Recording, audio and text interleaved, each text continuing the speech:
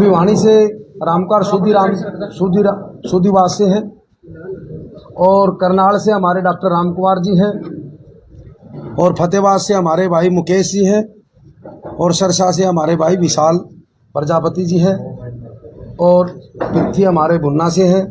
रोहतक से हमारे अभी लोकीराम जी आ रहे हैं और कैथल से हमारे ओम प्रकाश प्रजापति जी अभी 1-2 मिनट में आ जाएंगे। बात यह है, हमने आपको इसलिए बुलाया है कि 28 तारीख को गुरुदक्ष महाराज प्रजापति की हम जयंती मनाने जा रहे हैं हिसार के अंदर अनाज मंडी में, और पूरे प्रदेश से प्रजापति समाज के साथी वहां पर आएंगे, माताएं बहनें भी आएंगी और इस जयंती को हम बड़े धूमधाम से त्योहार के रूप में हम इसको मनाते हैं, हर साल मनाते हैं और ईद भी मनाएंगे। और मुख्य अतिथि के तौर पर आदरणीय हमारे कांग्रेस पार्टी के विपक्ष के नेता चौधरी उपेंद्र सिंह जी हुड्डा मुख्य अतिथि होंगे और अध्यक्षता हमारे आदरणीय बहुत ही लोकप्रिय नेता चौधरी उदयभान जी जो कांग्रेस पार्टी के प्रदेश अध्यक्ष हैं, वे उसकी अध्यक्षता करेंगे।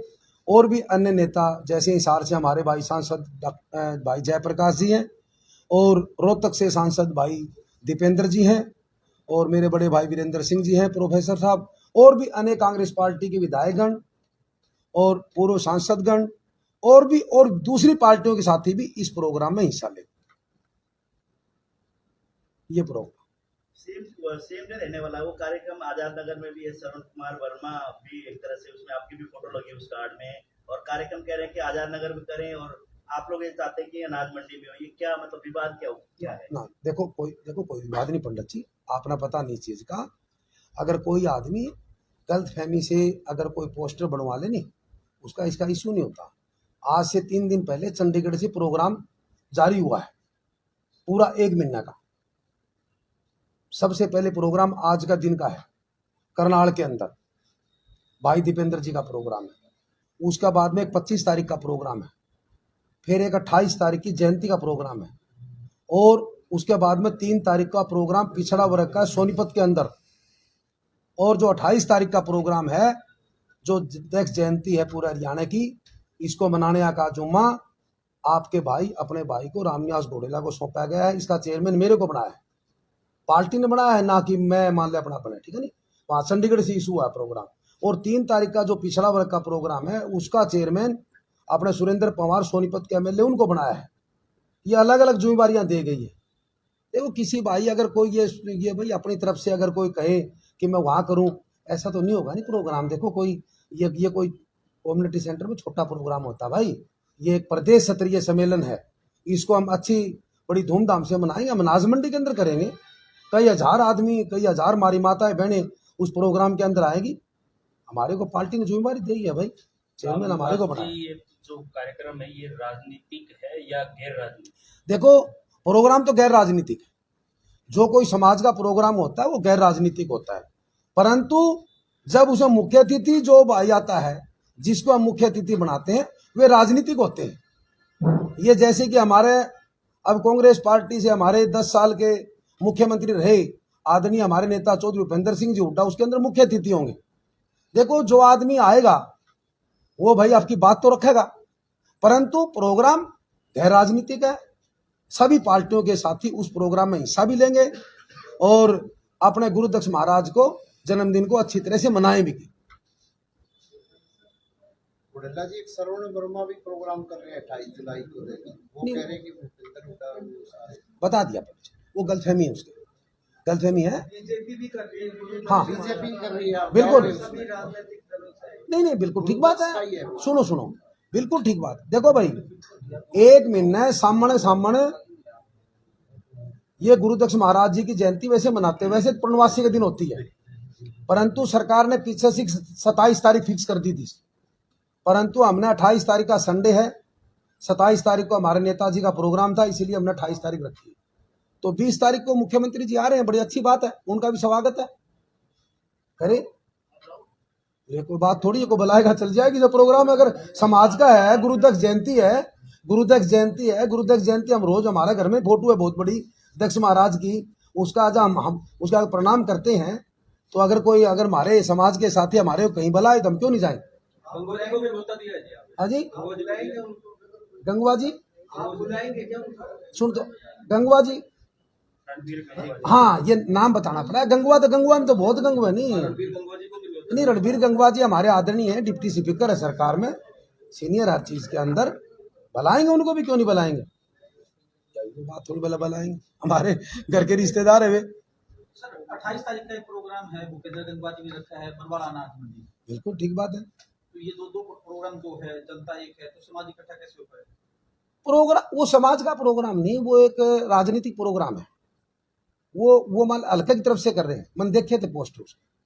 अब हल्के तो हरियाणा में 90 है और 90 हल्के हैं, और 90 हल्का के बीजेपी के भी है, कांग्रेस के भी उसमें आदमी, जेजेपी के लोकदल के भी है। राजनीति तो हर आदमी करता है नहीं, तो वो मान ले आपकी हल्के की तरफ से प्रोग्राम कर सकता है। कांग्रेस पार्टी में बहुत नेता है, किसी को कोई बुला सकता है, उसमें अच्छा लगता है भाई। हल्के के अंदर, बरवाड़ा हल्के के अंदर अगर कोई बड़ा नेता आता है तो कांग्रेस पार्टी मजबूत होती है, अच्छी बात है, करे प्रोग्राम। इस तरह के सामाजिक प्रोग्राम अलग अलग तरीके से या अलग अलग धड़ों में जो हो रहे हैं, तो कहीं ना कहीं भविष्य की राजनीति को सिक्योर करने के लिए तो अलग अलग नहीं ना ना ना, इसके अंदर कोई भी ऐसी बात नहीं है, इसके अंदर कोई बात नहीं है, कोई अलग अलग धड़ा की बात नहीं है, अलग अलग धड़ा की बात नहीं है। देखो कोई बीजेपी के साथ जुड़ रहा है, कोई कांग्रेस के साथ जुड़ रहा है, कोई लोकदल के साथ जुड़ रहा है, कोई जेजेपी के साथ जुड़ रहा है। तो देखो हर आदमी ये सोचता है कि जब कोई शादी ब्याह हो अपने घर तो आप अपने नेताओं को निमंत्रण देते हैं, और उसमें लगभग उसकी पार्टी के नेता ब्याह शादी में आते हैं। एक आधा % तो कोई दूसरा आ जाए, अलग बात है, होते हैं रिलेशन ब्याह शादी में। तो ये मान लो जो है नहीं अपना ये त्योहार गुरुदत्त महाराज जी का, ये भी एक बहुत अच्छा त्योहार है, इसलिए इसमें उन्हीं की पार्टियों के नेता आते हैं भाई, उनको बुलाते हैं। और हमारा तो ये कांग्रेस पार्टी की तरफ से शेड्यूल जारी भी हुआ है कि हम पूरे हरियाणा प्रदेश के अंदर हर समाज के प्रोग्राम करेंगे, उसमें हर समाज की भागीदारी भी होगी। तो इस प्रोग्राम के द्वारा कहीं ना कहीं शक्ति प्रदर्शन भी रहेगा। नहीं, शक्ति प्रदर्शन किस चीज का बताओ? आने वाले विधानसभा चुनाव ना, विधानसभा का चुनाव तो देखो भाई सबने बेरा है, मैं 15 साल से मेहनत कर रहा हूँ, शक्ति प्रदर्शन करने की जरूरत ही नहीं है। मैंने अनेक रैलियां कर रखी है, मेरे ज्यादा हिसार में किसी ने रैली नहीं कर रखी। 4 रैली तो मैंने पहले ही 1 साल पहले पिछड़ा वर्ग की करी है पूरे हरियाणा के अंदर। मैंने फतेहाबाद करी है, मैंने कैथल करी है, मैंने सोनीपत करी है, मैंने भिवानी करी है, रैलियां करी। उसके बाद में मैंने रोहतक भी करी है, हमारे भाई लोकी राम जी हो रहे थे, उन्हें सबने मिलकर रोहतक भी करी थी रैली। तो देखो ये नहीं है कि मैं आपको बताना चाहता हूँ क्लियर बात, शक्ति प्रदर्शन वो आदमी दिखाएगा जिसको दिखाने की जरूरत है। हमारे बारे में जनता जानती है। तो आप अपनी टिकट को लेकर पूर्णतः आश्वस्त हैं? टिकट तो पार्टी का फैसला है, पार्टी का नेताओं का फैसला है। आदरणीय हमारे नेता चौधरी भूपेंद्र सिंह जी हुड्डा और पार्टी के प्रदेश अध्यक्ष चौधरी उदयभान और हमारे आदरणीय नेता राहुल गांधी जी, खड़गे साहब, बाबरिया साहब, सबका फैसला है कि हरियाणा प्रदेश के अंदर हम टिकट उनको देंगे जो आदमी जिताऊ होगा। और जिताऊ के बारे में आपको बता देता हूँ, जिताऊ के बारे में 2019 के अंदर भी ये चर्चा रही है पूरी आज तक भी, कि बरवाड़े की टिकट अगर घोड़ेला के पास होती तो वो जीतता, और आज भी ये चर्चा है, इसमें कोई शक नहीं। जिताऊ के मापदंड जनता बोल देगी जी, मैं नहीं बोलता कोई। सुनने में आया जैसे राजस्थान में सर्वे के आधार पे दिया था और जो उम्मीदवार 2 पर आ रहे थे उनको टिकट काट दी गई थी, वही कह रहे हैं हरियाणा में भी लागू किया होगा। फिर आप 2 बारी कहाँ आ रहे हैं? आप 1 बारी आ रहे हैं, 14 में, 19 में निर्दलीय लड़ा था मैंने चुनाव। देखो ऐसे नहीं, सुन मेरी बात, आज चौधरी उदयभान जी जब से प्रदेश अध्यक्ष बने, 40 एक्स MLA, पूर्व मंत्री, पूर्व सांसदों ने कांग्रेस पार्टी को ज्वाइन किया है, और भी अनेक पार्टियों के पदाधिकारी उन्होंने भी ज्वाइनिंग करी है। उससे कांग्रेस पार्टी को मजबूती मिली। अगर जो मजबूत आदमी पार्टी में आएगा तो उससे पार्टी को मजबूती मिलती है, इसमें कोई वाह कहने की बात नहीं। तो 2 बारी आ रहे, 1 बारी आ रहे, वो तो पार्टी का फैसला कैसे करना है। बाकी आज तक हमारी जो बात है, हम जब राहुल गांधी जी की मीटिंग थी, मेरे को बुलाया गया था, 42 आदमियों की सारी मीटिंग थी आज से करीब 10-12 दिन पहले। उसके अंदर भी यही मुद्दा था कि हम हर समाज को तो मान सम्मान देंगे टिकट बंटवारे में और संगठन में, और उसका अलावा भी जो आदमी जिताऊ होगा उसको हम टिकट देंगे। हालांकि वर्तमान विधायक को लेकर आप कहें तो उनकी कार्य प्रणाली कैसी है, उनका कार्यकाल कैसा रहा? वर्तमान विधायक है और आपने कितने चक्कर जो है अपने हल्के के लगाए? चक्कर तो भाई जे कोई गिनती के मारत बेरा पाटन में तो बेरा ने कितने मार दिए। 15 साल होगी, 15 साल होगी। मेरे बारे में हल्का जानता है, आपको बताऊं, सभी भाइयों के चैनल देखने लग रहे हैं तो हल्का की बात एक ऐसी है कि हल्का की बात नहीं है। मेरे बारे में पूरा प्रदेश में बैरागी रामनिवास के मैं मध्य जमीन से जुड़ा हुआ आदमी, ठीक है नहीं, बाकी ऐसी कोई बात नहीं है। हल्का भी ठीक है और पूरा प्रदेश में भी ठीक है। बाकी अब ये देख जयंती है, जयंती के बाद में सारा काम साफ हो जाएगा। जैसे विधायक के कार्यकाल के बारे में बताया है जी, विधायक के कार्यकाल बरवाला के किसका कौन सा विधायक है? बरवाला के वर्तमान विधायक है, उसके कार्यकाल को लेकर आप ई बाड़ा के बताऊं, गेरडे के बता दूं? ई बाड़ा की भी कीमे को नहीं। अगर नंबरा की बात करें तो हल्का बरवाड़ा बता देगा, जनता बता दे क्या नंबर देने हैं। और इससे गेरडे के भी कोई नहीं, भाई वेद की दोनों है, कोई नहीं है। लोग पिछली बार जो कांग्रेस पार्टी की सरकार थी, चौधरी भूपेंद्र सिंह जी हुड्डा का राज था और बरवाड़ा के हल्का अपने भाई रामनिवास घोड़े को याद कर दी। वर्तमान समस्याएं क्या लग रही है आपको जो विधायक जो है दूर नहीं कर पाए? देख समस्या तो ये है बरवाड़ा की, बरवाड़ा में एक तो पानी की निकासी की बात। अब जैसे कि मेन रोड तो 10 साल के अंदर ऊंचा उठा दिया, परंतु जो कॉलोनी है नहीं, मोहल्ला है, सारा डबो दिया। एक जो सीवरेज व्यवस्था है उसका समाधान नहीं हुआ। सीवरेज का जो पानी ठोड़ की ठोड़ खड़े है, जनरेटर है वे टेक रखे, आज 10 साल से जनरेटर सड़कों पर टेक रखे, ये भी टेक रखे, नई सीवरेज लाइन। और दूसरी बात जैसे कि बच्चों के पढ़ने की बात है, हमारे समय में एक कॉलेज बनवाया। और लड़कियों की, जहां तक हमारी बहन बेटियों की बात है, बहुत तगड़ी समस्या है। अगर जनता ने मौका दिया और हरियाणा प्रदेश में कांग्रेस पार्टी की सरकार, सारे काम ठीक बन गए नहीं तो बरवाड़ा में कॉलेज बनाने का काम करेंगे। ये मेरी बड़ी प्राथमिकता से बात। कोडला साहब, पहले चुनाव शीला अभियान में महिला लड़ी, इस बार महिलाएं, एक तो संजना साथ और दूसरा स्वीटी बुरा ने भी एक तरह से अनाउंस हो गया कि वो भी मैदान में उतरने की इस बार की वो है प्लानिंग एक तरह से। क्या लगता है, दो महिलाएं अगर मैदान में होंगे तो कहीं ना कहीं फर्क पड़ेगा? लोकतंत्र देश के अंदर, इस प्रदेश और देश में हर आदमी का अधिकार है चुनाव लड़ने का, कहीं से लड़ सकता है। वोट जनता ने देने, जनता फैसला करेगी, मैं थोड़ा फैसला करूंगा।